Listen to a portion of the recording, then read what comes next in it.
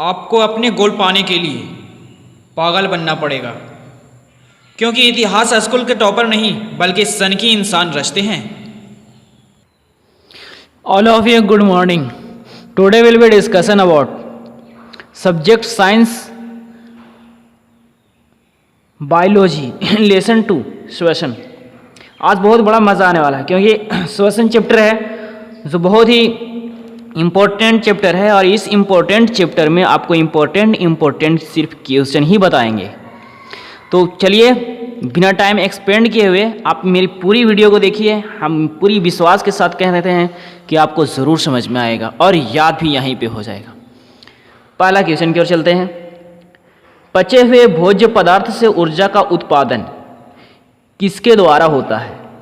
ये जो पचता है भोजन, उसमें जो ऊर्जा निकलता है, एनर्जी निकलता है, ठीक है, तो वो किसके द्वारा एनर्जी निकलता है? तो भोजन के अणुओं के ऑक्सीकरण के द्वारा। भोजन के जो अणु होते हैं उनमें ऑक्सीकरण होता है यानी विघटन होता है, तो उसके अंदर भोजन से क्या निकलते हैं? ऊर्जा निकलते हैं। भोजन अणुओं का ऑक्सीकरण कितने परिस्थिति में होता है? जैसे कितने परिस्थिति में हो सकता है, कैसे हो सकता है? ये भोजन का जो ऑक्सीकरण होता है कैसे कैसे होता है? तो दो प्रक्रिया से होता है उसका। देखिए दो प्रक्रिया कौन कौन से होता है इसमें फिर बोल रहा है कि भोजन के अणुओं का ऑक्सीकरण के उपस्थिति में होता है। वैसा भोजन जो ऑक्सीकरण के उपस्थिति में हो उसको वायवीय कहते हैं, उसको वायवीय ऑक्सीकरण कहते हैं। भोजन में जो ऑक्सीकरण जो होता है वो वायवीय ऑक्सीकरण उपस्थिति में होता है, वो वायवीय ऑक्सीकरण होता है। और जो भोजन का जो ऑक्सीकरण अनुपस्थिति में होता है, ऑक्सीकरण के अनुपस्थिति में होता है, ऑक्सीकरण के अनुपस्थिति में होगा, उसको अवायवीय ऑक्सीकरण कहेंगे। फिर से देखिए, भोजन के अणु का ऑक्सीकरण की उपस्थिति में हो, ऑक्सीकरण के उपस्थिति में भोजन के अणुओं का ऑक्सीकरण उपस्थिति में हो उसको वायवीय ऑक्सीकरण कहेंगे, और जो अनुपस्थिति में हो उसको अवायवीय कहेंगे। ठीक है, करें कि उन सभी क्रियाओं का सम्मिलित रूप है जिसके द्वारा ऊर्जा का उत्पादन होता है। मतलब कि वैसी क्रिया जो पूरी सारी क्रिया मिला के और ऊर्जा का उत्पादन करता है उसको मेन क्या कहते हैं? तो उसको श्वसन कहते हैं, जो आपको चैप्टर का नाम है श्वसन। ठीक है, एटीपी की समस्त जैव कोशिकाओं में रासायनिक ऊर्जा का क्या कहते हैं? एटीपी है, एटीपी की समस्त जैव कोशिकाओं में रासायनिक ऊर्जा को क्या कहते हैं? तो सार्वजनिक वाहक कहते हैं, और इसको जैव ऊर्जा भी कहते हैं। सार्वजनिक वाहक को जैव ऊर्जा भी कहा जाता है। कोशिका ईंधन किसे कहते हैं? यस, एकदम बहुत इंपॉर्टेंट और VVI क्वेश्चन है, ये बोर्ड में पूछा गया मेरा दोस्त। तो कोशिका ईंधन कहते हैं ग्लूकोज को, नहीं कहते हैं किसी मतलब कि खिलाड़ी को भी देखे होंगे थोड़ा सा हरासमेंट हो जाता है तुरंत ग्लूकोज पीता है, उससे तुरंत एनर्जी जस्ट आ जाता है, इसीलिए उसको ईंधन कहा जाता है कोशिका का। किसको? ग्लूकोज को। याद रखिएगा मेरे दोस्त।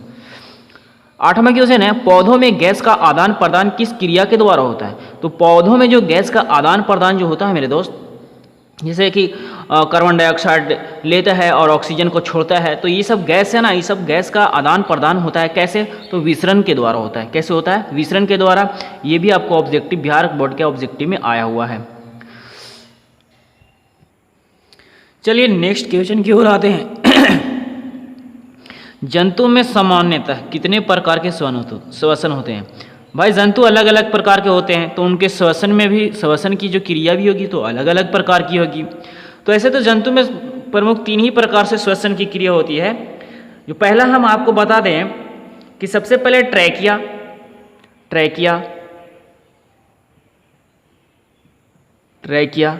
जो ट्रैकिया होता है, ये टिड्डा फतिंगा ये सब जो होते हैं ना, ये सब ट्रैकिया के द्वारा लेते हैं सांस। ठीक है, गिल्स दूसरा है, गिल्स। तो गिल्स से कौन सांस लेता है? आप सब जानते हैं। तो गिल्स से जो मछलियाँ सांस लेते हैं, गिल्स इस तरीक़ा से बना हुआ रहता है, ऐसे ऐसे बना हुआ रहता है गिल्स। तो गिल्स से कौन लेता है? मछलियाँ सांस लेते हैं। और तीसरा में है फेफड़ा। क्या है? फेफड़ा। तो फेफड़ा से कौन सांस लेता है? तो फेफड़ा से मानव सांस लेते हैं। मानव हो गए, फिर जानवर हो गए, ये सब फेफड़ा से सांस लेते हैं।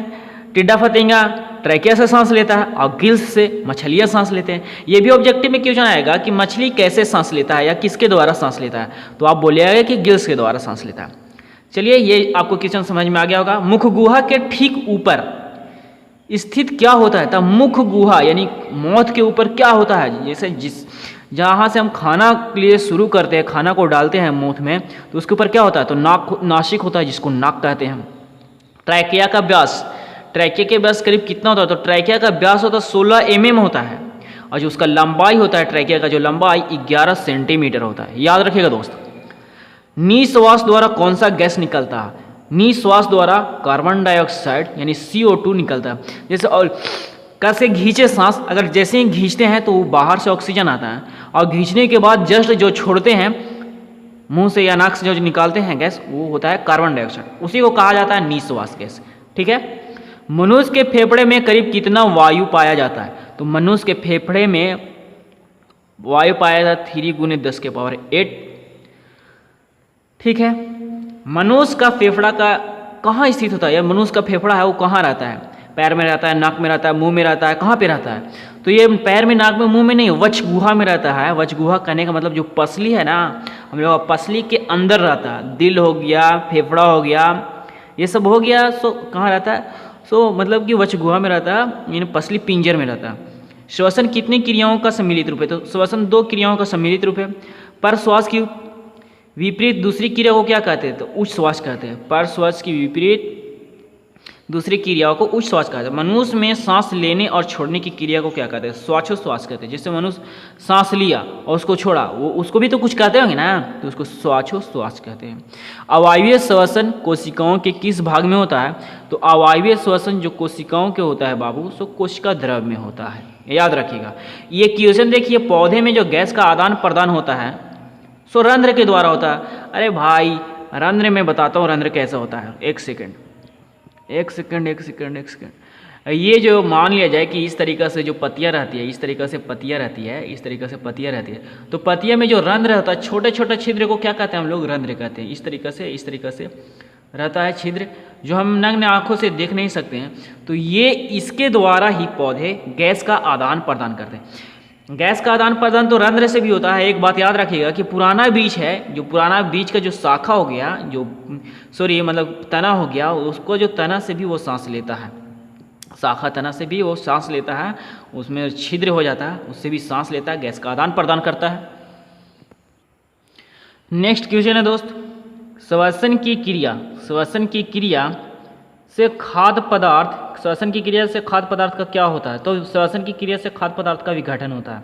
यानी कोई सा भी खाद्य पदार्थ खाएं तो उसका क्या हो जाता है, विघटन, टूट जाता है। श्वसन की क्रिया से छोटा छोटा हो जाता है, पच जाता है, तभी तो हमको ऊर्जा प्रदान मिलता है श्वसन की क्रिया से। श्वसन की क्रिया ना हो तो हमें भोजन की पाचन क्रिया नहीं होगा। याद रखिएगा। मछली का गिल्स एक चपटी थैली होती है, ठीक है, उसे क्या कहते हैं। देखिए मछली का गिल्स हम आपको दिखा देते हैं। देखिए, नहीं दिखा दिया, देखिए ये मछली का गिल्स है। ये नहीं समझ में आया तो देखिए ये फोटो, इसमें साफा गिल्स आपको नजर आ रहा, ये गिल्स हो गया।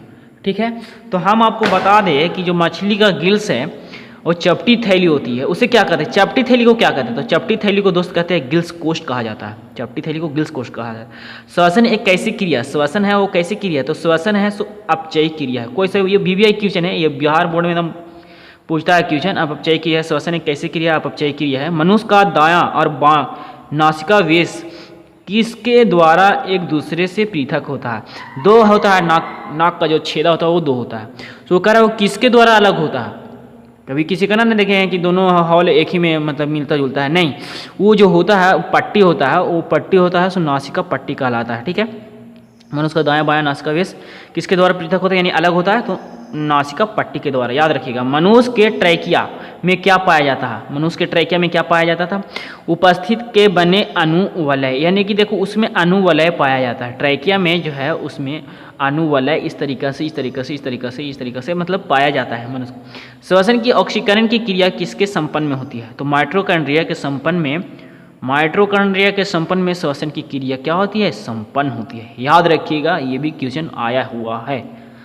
तो हम को पूरा विश्वास है कि आपको पूरा समझ में आ गया होगा, याद हो गया होगा। नहीं याद हुआ है तो एक बार फिर से मेरी वीडियो को देखें और ज़्यादा से ज़्यादा शेयर करें, सब्सक्राइब करें। और हम बता दें कि ये मेरा वीडियो है सो बिल्कुल VVI क्वेश्चन, एकदम पूरा बुक का श्वसन जो चैप्टर था वो श्वसन चैप्टर से रिलेटेड जितना भी ऑब्जेक्टिव पूछता है बोर्ड से या कोई सा भी कम्पिटिटिव एग्ज़ाम से, वो इतना से ज़्यादा नहीं पूछेगा। ये मेरा विश्वास है। ठीक है, thank you for watching my video.